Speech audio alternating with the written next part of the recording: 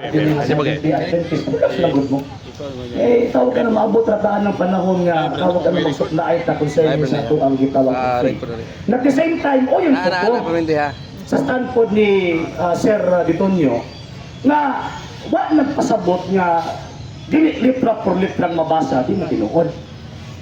Eh, gitawag ba na siya fallacy of silence? Doon pasabot niya na wa nagpasabot nga di mo mabasa, di na tinuod. Kay daghang mga butang nga dili mabasa apan tinuod. So, for example, sa mga butang nga dili mabasa apan tinuod, for example, kanang kamatayon sa mga apostol, di ba na mabasa Biblia? Never mo na mabasa ba lang sa pero tinuod ang information na nangamatay ang maong mga apostol. Kanang gitawag og pagtukod sa Seventh-day Adventist, dili man na mabasa sa Biblia. Kaya kung ang prinsipyo sundo nato kay di mabasa, di tinuod, unang naigot ang Seventh-day Adventist. Yes. Kaya never man na mabasa sa Biblia, ang Ingos Kristo nga tukuro nga ako Seventh-day Adventist. Kalma na good morals. Kalma na good morals. Di ba? Kini na to ang mga higala nga Seventh-day Adventist. Mura ka nang itilasan ba? Di mahimutang. Di mahimutang ba? Di mababot. Ako naman po. Lahit man to, ako naman po doon. Diba? Relax lang. Relax lang. Kaya kung tawag ka ng kuhan, saan ka nag-istorya ko, nagyaw-yaw mo. Diba? Saan ka tawag ina nagyaw-yaw ko, kasi po magtawag inang pagulpol. Si Kristo ang yawa ng istorya, hilo mang demonyo. Pagkauman ka mo na, sige mong saba-saba, mas na to ako masyawa ang kalaki mo. Diba? Ada man na mga sir o mga mama, kita mga Katoliko, dili prinsipyo sa simbahang Katolika, kanang pulong letra por letrang mabasa. Nga naman kayo ay pagtulunan ang simbahang Katoliko nga sula eskriptura. So therefore, kanang pangutana, sa mabasa, unsang kapitulo, versikulo, mabasa, prinsipyo na sa mga Protestante. Yes. Ayaw nang ipakao ng ingon-anang klaseng pagtulunan kay hilo na. Hilo man na. Di yun mo kaon ng mga Katoliko na kay hilo man na. Oh, tinaw na. Hilo din na. So karon, o sa ang prinsipyo simbahang Katolika, klaro man na kayo. Tradisyon, scripture, o yan na interpreter, mo nang magistelyo, kanang himo ni Kristo nga, tudloy sila sa tanan nga akong gisugo ninyo. Wa man ni Kristo nga, hala papasaha sila. Hala pagsuwat mo. Yes. Why? Wa ni Kristo hala. At the same time, wa mo ni Kristo nga, hala pag-study mo. Kaya ang Seventh-day Adventist pag nagawas magundi sila tungkol sa pag-study sa ilahang mga founders. Yes.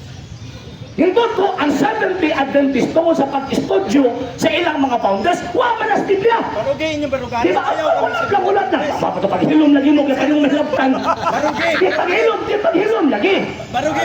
Mo yung mga tawhana ba? Sige na pag imo nga, professional mo, pagkaman ang professional po ang approach.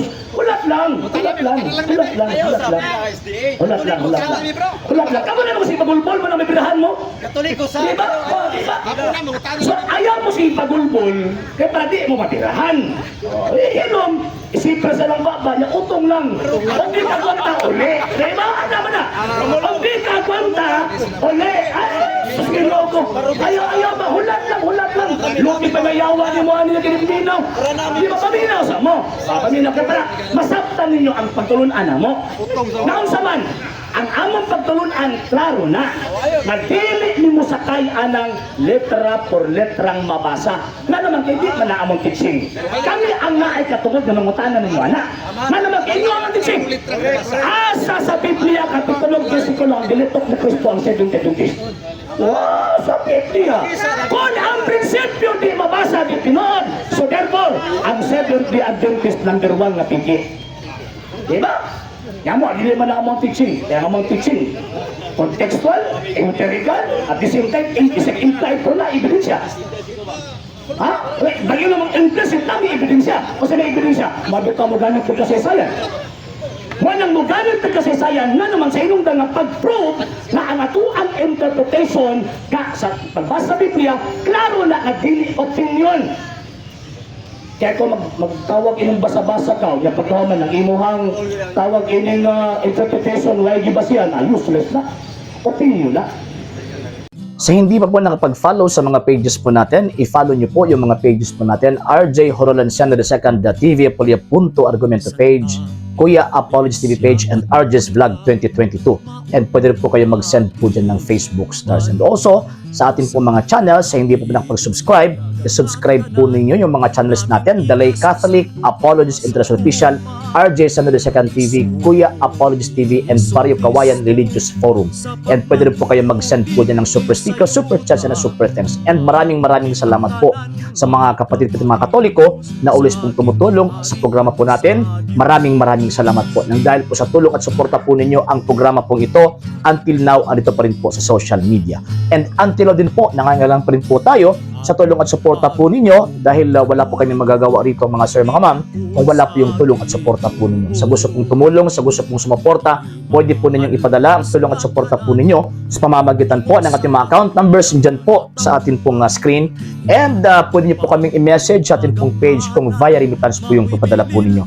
Maraming salamat po in advance.